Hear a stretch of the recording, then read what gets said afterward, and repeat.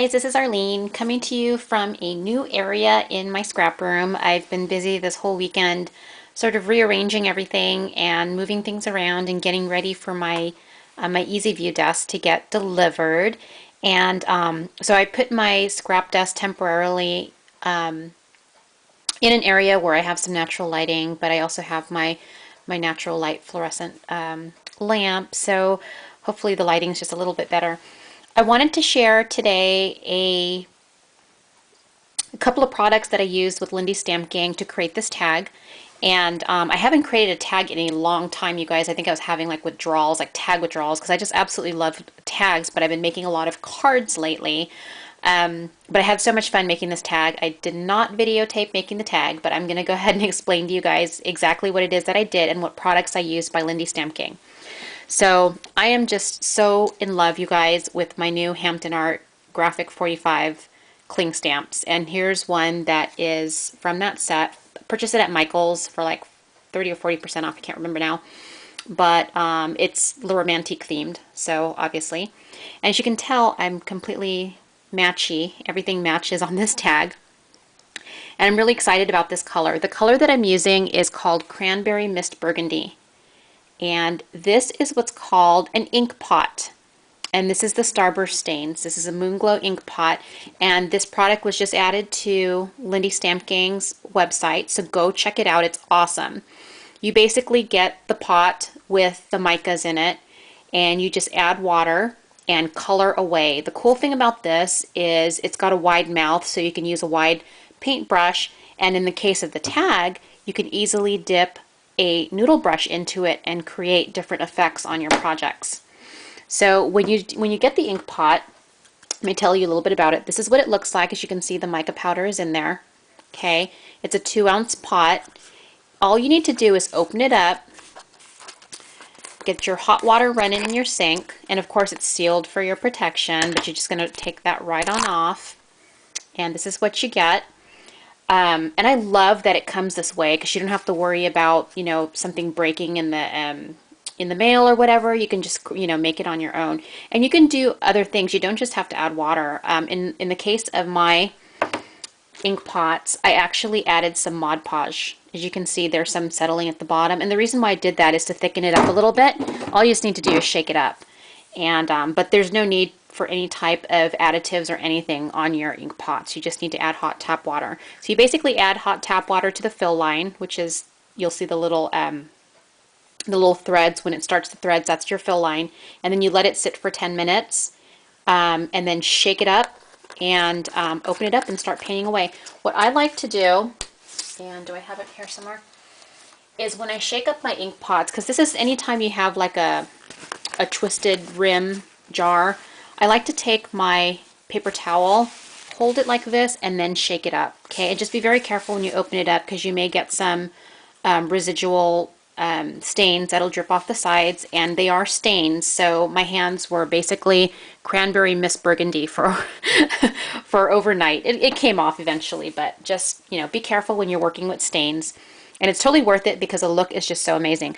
So what I did on the base of my tag is I just took a standard number 8 tag, and I started off with my noodle brush. That's what I basically did with this. And I dipped it into my ink pot, and I just made sure that I was going the same direction every time, but I just lightly brushed over from left corner to right, and then just constantly re-wetting my noodle brush, and just kept going like that. So that's where you get all of the really pretty Cranberry Mist Burgundy stripes on the tag. And this is just one of those manila tags. And then after I did that, I sprayed it, or I heat set it, and then I went in with my Golden Sleigh Bells Starburst Stains, and I added more color. So you can see there's a lot of glimmer on that. This sentiment here, love is a master key that opens the gates of happiness. This is from the Clearly Sentimental About Love stamp set by My Favorite Things. And then I colored up her dress. I took my small paintbrush, just a thin one like this, and I dipped it into my ink pot again, and then I colored up her dress. So everything's matching here. And then on this Prima lace, again, I took my Starburst Stains ink pot and I painted up my Prima lace to match. And then this rose right here used to be white like this one here. And again, I painted up the rose with my Cranberry Miss Burgundy ink pot. And then these leaves here, I painted up with the Ponderosa Pine Olive Starburst stain. Shake it up and just painted it on. And then, I'm not sure you could tell because I just wanted to keep the white color of this Cherry Blossom by I Am Roses. So I just sprayed it with the Creme Brulee Cream Starburst stains. And I did the same thing, and I don't know if you can tell, but I did the same thing to the man's lapel, as well as a little bit down here. I painted it with the Creme Brulee Cream because I didn't want it completely white. And then the butterfly, you guys. Ugh, okay. These are what they look like, and these are also available on Lindy Stamp Gang's website, and they're just amazing. They're these aluminum or metal gold butterflies. And what I did is I took my Versamark watermark stamp pad. This happens to be the frost one, but you don't have to use frost, just use the regular one because you're going to get a lot of glimmer using the two-tone embossing powders. But what I did is I just took the butterfly and I pressed it face down into the Versamark pad to make sure I wet that really, really good. And then all I did is I just set it down on a piece of paper, and you want to fold the paper in half because you're going to be pouring some embossing powder on it, and I think they still have some embossing powder on here. But basically I just put it in there as soon as I got all the Versamark on there, and then I took my Moonglow two-tone embossing powder in the Midnight Gold Obsidian. I love this color, you guys. And then I just poured that over, and I used these really cool tweezers right here, really fine nose tweezers, and I picked it up just like so. Wait, I'm at a very bad angle so I can't get it. But you're going to have all of this embossing powder on there, so you just want to be super careful. What I did is I just shook it off, and then I put it on top of my craft mat because it's heat resistant, and I just took my heat tool and heated up and melted it.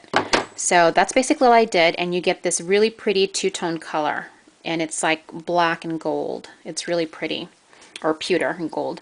And then over here I just have some black seam binding and some black lace, and then I just tied it with some black jute, and I distressed the edges with my Distress It All. But that's pretty much it. That's my tag. So check out lindystampgang.com and check out these ink pots, you guys, because they are just awesome. Like I said, wide nose jars, so you can use your big brushes and you can just go to town with them, and they're just awesome. Okay? Thanks for watching, everyone. Take care. Bye.